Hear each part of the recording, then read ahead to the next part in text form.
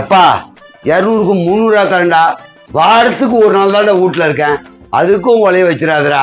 மேலே பாரு. சார் அந்த ஆளுக்கே 300 தரீங்க, எனக்கு ஏம்மா உன்கிட்ட பேசுனதால தான் இந்த 300. பேசாம நீ வேலையை பாருமா. மாப்பிள சொல்றேன் மாப்பிள.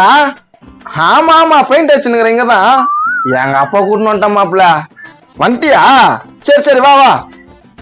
டேய் யார் அது குண்டா முஞ்சா வருது? ஆமா அவன் தான் வரானா. வந்தா நம்மளுக்கு ஒத்தாசா இருப்பான்பா. டேய் அது ஏன்டா கூப்பிட்ட? இருக்கிற வேலையை கெடுத்து விட்டுருமாடா. டேய் என்னடா உங்க பாட்டு சண்டை போட்டுருக்கீங்க அப்பனும் புள்ளியும்?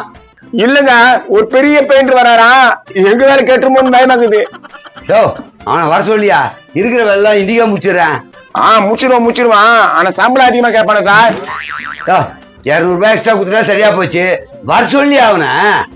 பாருங்க கேட்ல ஏதாவது மாட்டிக்கிறானு. எது கேட்லியா?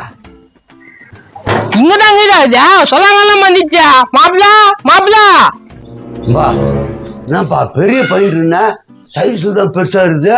பெரிய பெயிண்ட் தான் சார். இப்படி வளர்றதுக்கு பதிலா இப்படி வந்துருச்சு.